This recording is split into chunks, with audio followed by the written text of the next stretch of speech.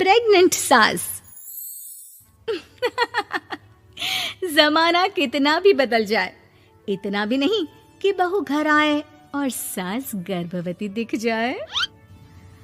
देखो मीरा, माँ का पूरा ख्याल रखना है, उनसे अब काम नहीं होता है। क्यों, क्या हो गया है? तुम्हारी माँ तो हट्टी कट्टी दिख रही है, पूरी शादी में घोड़ी की तरह नाची है, अब क्यों काम नहीं होता उनसे?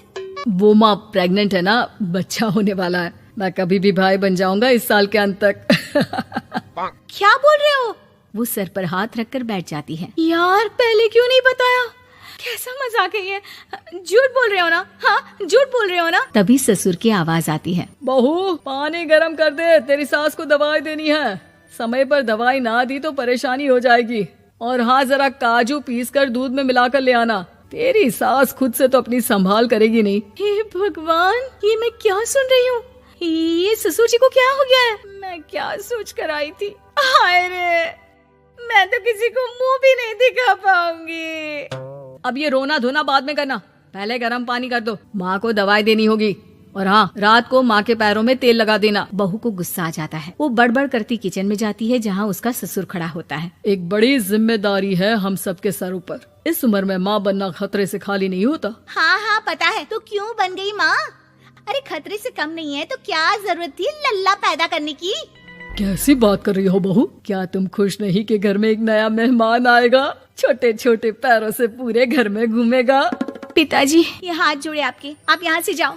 ये शायरी बाद में बताना, अभी मैं पानी गरम करके थर्मस में दे देती हूँ।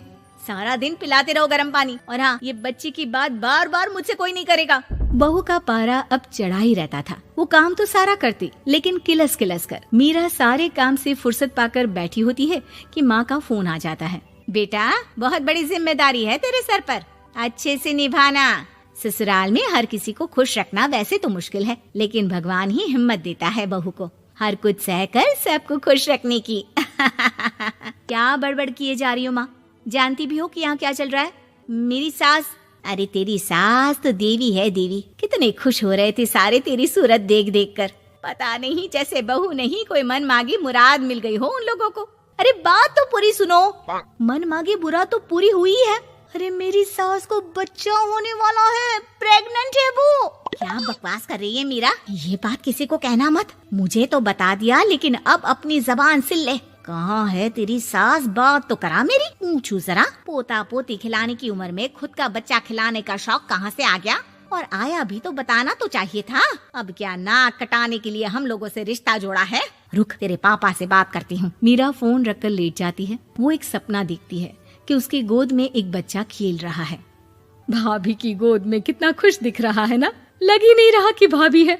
मैं तेरे लिए क्या लाया हूँ, सोने की बालियाँ। तेरी शादी में तो मैं बुढ़ा हो जाऊंगा ना। अरे कैसी बात कर रहा है बेटा, इसकी जिम्मेदारी तो तू ही लेगा। हम लोगों का तो कोई भरोसा नहीं, कब ऊपर वाला उठा ले। बहू को सास को देख देख कर गुस्सा आ रहा था। तभी वहाँ पड़ोसन आ जाती है। अरे बहू, तुझसे तो पूछने से भी डर लगता है कि कब खुशखबरी सुना रही है। अब तो अपनी 1 महीने की ननद की ही जिम्मेदारी संभाल ले, बहुत है। अपने जेवर भी रख देना और पैसे भी जमा करना शुरू कर दे। वो बात आगे बढ़ाती उससे पहले ही बहू जोर से चिल्लाकर उठ जाती है। नहीं नहीं नहीं नहीं, मैं अपने जेवर किसी को नहीं दूंगी। अरे कौन ले रहा है तुम्हारे जेवर? तुम औरतें भी ना सपने में भी जेवर ही संभालती रहती हो। मैंने जो सपना देखा है ना, सुनोगे तो होश उड़ जाएंगे। अच्छा, तुम अपना सपना बाद में बताना, पहले मेरा सुनो। कल मैंने इतना अच्छा सपना देखा, इतना अच्छा सपना देखा कि अगर वो पूरा हो जाता है ना तो मैं तुम्हारे लिए रानी हार बनवा दूंगा। बहू अब सारे गम भूलकर पति का सपना सुनने में लग जाती है। अरे क्या सपना था, बताइए ना। बोलिए भी तो, क्या सपना है? मैं पूरा कर दूंगी अगर बात रानी हार की है तो। बोलिए बोलिए। मैंने रात को सपना देखा कि माँ को बेटी हुई है और मुझे बहन। सच्ची, इस घर में बेटी हो जाए तो मैं तो झूम ही उठूं। मीरा का मुंह बन जाता है। वो चुप हो जाती है और सपने की बात याद करती है कि बेटी हुई तो उसे ही अपने गहने उसे देने होंगे। फिर तो रानी हार की जरूरत पड़ेगी ही। भाई लड़की बड़ी होगी, उसकी शादी होगी तो जेवर तो चढ़ाने ही होंगे ना, कहाँ से आएंगे वो? कितने समझदार हो तुम मीरा। मैंने भी यही सोचकर तुम्हारे लिए रानी हार लेने का सोचा था। अरे फूटी किस्मत मेरी जो ऐसा परिवार मिला। मेरे पापा की तो मैं अभी क्लास लगाती हूँ, जो सब जानते हुए भी ऐसे परिवार में मेरी शादी कर दी। बहू पिता को फोन लगाने ही वाली होती है कि ससुर की फिर से आवाज आती है। बहू गरम पानी ले आ जल्दी, थर्मस में खत्म हो गया है। बाद में खबर लेती हूँ मैं पापा की, पहले सास को गर्म पानी दिया हूँ। बहू अभी किचन में काम कर ही रही थी कि मीरा के मम्मी पापा आ जाते हैं। वो हाथ में ढेर सारे फल लेकर आते हैं। मीरा के पिता मीरा के ससुर से कहते हैं, लीजिए भाई साहब, ये फल रखिए, बहन जी को खिला दीजिएगा। वैसे कैसी है उनकी तबीयत? बस पता तो है आपको, ऐसे वक्त में जो होता है बस वही सब।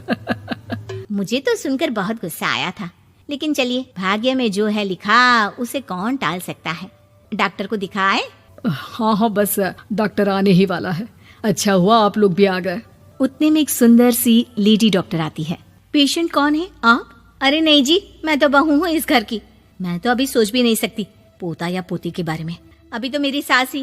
अरे चुप हो जाना, देख तो ले, डॉक्टर है ये, किसी के भी सामने गुस्सा फोड़ देती है। डॉक्टर कमरे में जाती है और थोड़ी देर बाद बाहर आ जाती है। पीछे से सास भी निकल आती है। हे भगवान, इतना दुख तो किसी को भी ना दे जितना मुझे दिया है। देखिए बहन जी, आप लोगों को तो ये सोचना भी नहीं चाहिए था।